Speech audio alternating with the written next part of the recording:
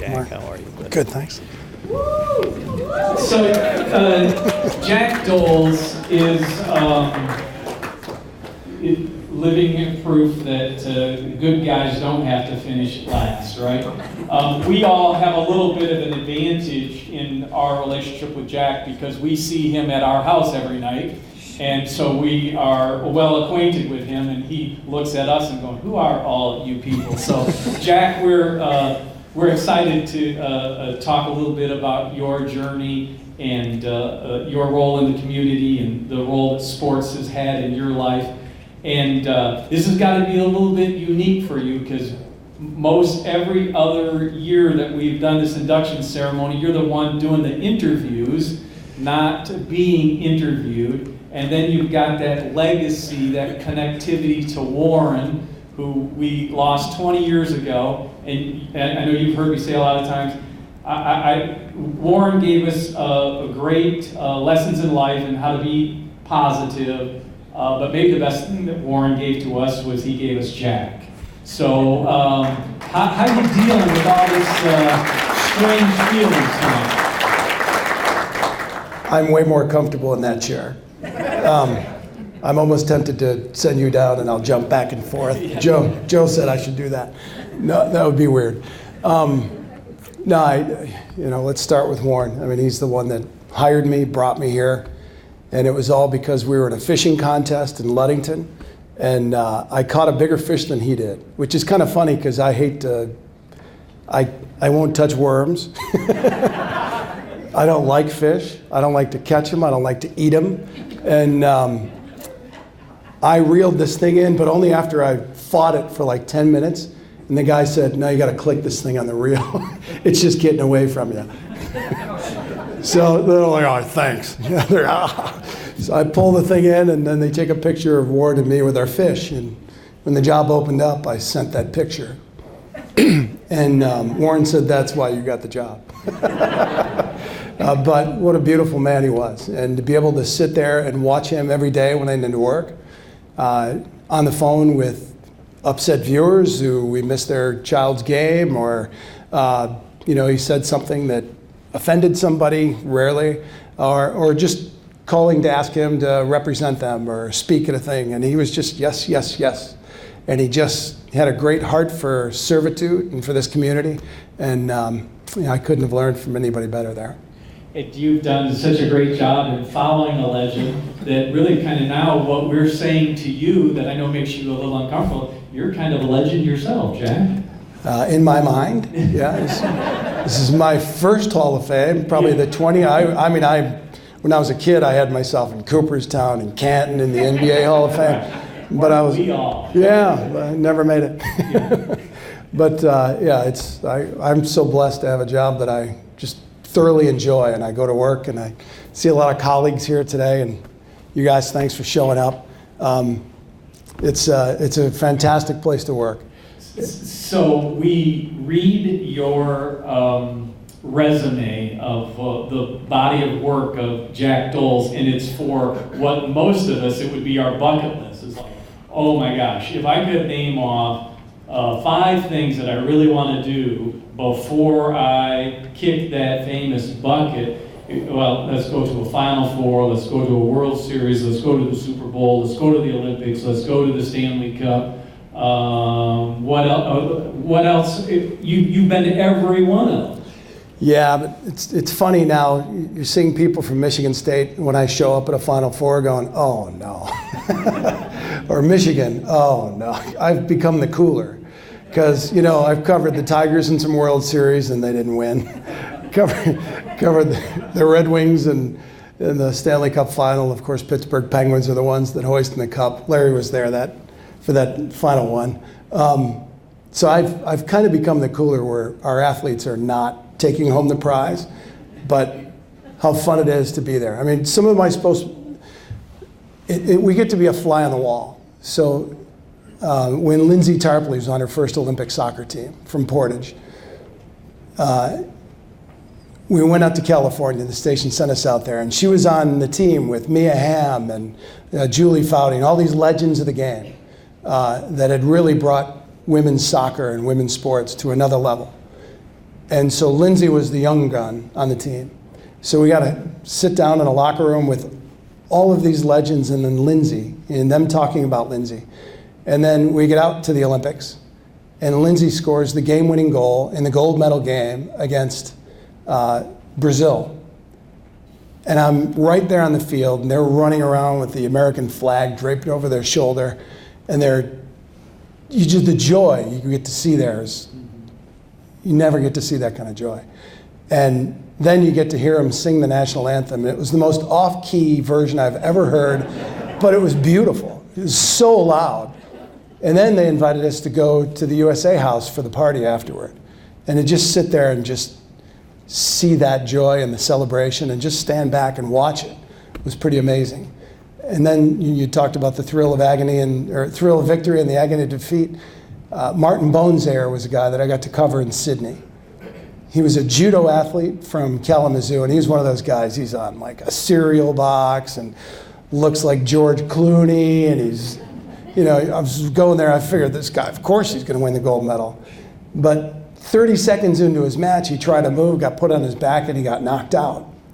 And then he had to wait, and if the guy that beat him made it to the semifinals, he's back in the tournament. But that guy lost in the quarterfinals, so boom, all that work, he got 30 seconds. So we met him at a restaurant outside the Sydney Bridge. And the first time I got a chance to talk to him, then after that, and he was just heartbroken. So before we started the interview, I just, you know what, turn around. And he turns around, and there's the Sydney Bridge with the Olympic rings, and he's just like, yeah, this is pretty cool. You saw it hit him that I got to be a part of this. And he wasn't sure he'd do it again, but 4 years later, he made the Olympic team again, and I was at his first match, and he won. And he walked off. It was just one of those, got a high five, and just so cool to see him do that. So yeah, there's something about the Olympics that really clicks with me, that I just love the journey that these athletes go on, because I know what Joe Warren puts into it. You don't just become good. You don't just become a world champion. The work that they have to do is extraordinary.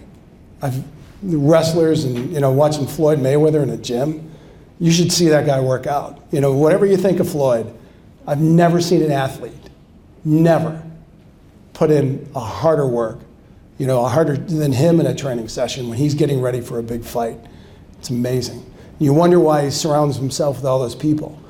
And as he's hitting a heavy bag for 15 minutes nonstop, with a guy with a stopwatch going 1, 2, 3, 4, 5, 6, 7, 8, 9, 10, 1, 2, 3. You see him start to wear out, and all of a sudden you start hearing the guys, pound for pound, greatest all time. And all of a sudden he uses a little extra perk in his step, and he's hitting that bag a little harder, and he's going faster, and that guy's counting faster. And then it's 15 minutes, and I'm tired. Imagine him. So you had so many great stories about what sports you've been able to watch. How's that shape your view of the world? And as you think about where you sit today, you got a long time to your finish line. What are you going to do to help us as a community embrace those great lessons of sports? I hope it's just tell stories. We got to hear Coach Phelps, and one of my favorite stories I ever got to tell was Coach Phelps was a central figure. So Richard Nagelkirk was a student manager for Coach Phelps at Holland Christian, and a kid that just came and he served every day with a smile on his face, kind of like Jimmy Gherkin over at East Grand Rapids. And so Coach I just want to reward this guy. So he lets him get dressed for a game, and if was it up or down 15 points, he's going to put him in.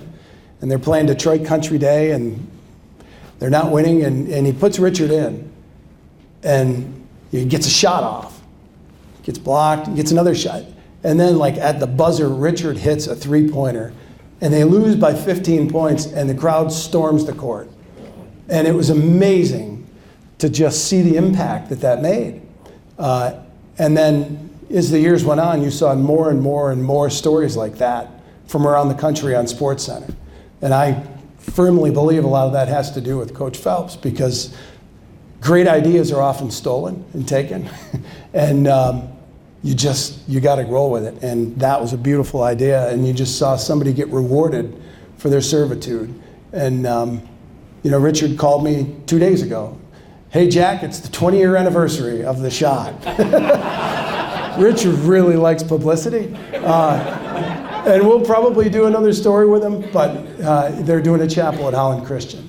The Jimmy Gherkin story we did at East Grand Rapids, every year they do a Kabuki week. Yeah. And that story, that's what I'm so happy about, is they'll run that story each year for the kids so that they can see the impact that being good, that serving with a smile, and serving your fellow, your brothers and sisters, you can see the impact that makes.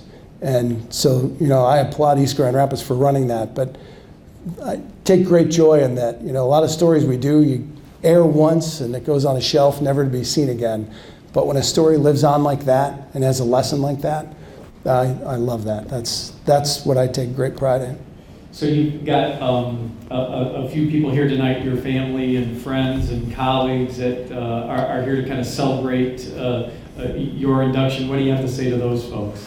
Well, first I gotta have to start with Susan, because Coach talked about people that changed your lives, and Warren brought me here, but it was funny the first time I introduced Warren to Susan, he was like, "Ha, I got you now," and he was the first person I showed the ring. "Ha, I got you now." But the first time we went to lunch, after we'd met each other, she really likes to challenge me to be better. And so one of the first questions she asked was, "Are you a Christian?" I was like, "Well, of course." She's like, "How do you know?" She doesn't just let you get away with stuff. You have to prove it, and you have to.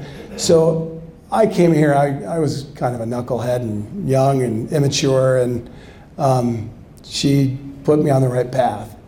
And we've got an incredible family, and this is a great town. So whenever other opportunities came along, it didn't make sense, because this is home, and it was a great place to raise the kids. And I have this job I love. She's the brains of the family. She was the valedictorian at South Christian, probably the best student at Calvin College, but she runs the house. She wanted to be a full-time mom, and if she wanted to be something else, I would have supported her, but that's what she wanted to be. And so instead of becoming a doctor or whatever, I've benefited it with great kids because of what she's done selflessly at home. So, Suze.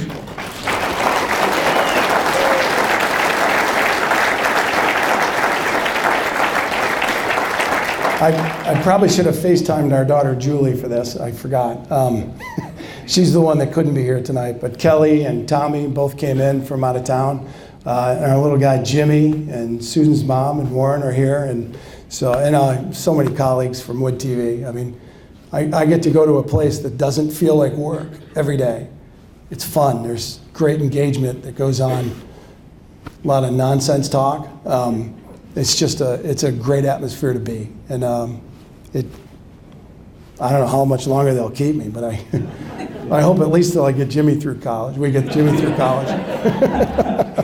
Well, Jack, we are so grateful for all the stories that you have told us so far.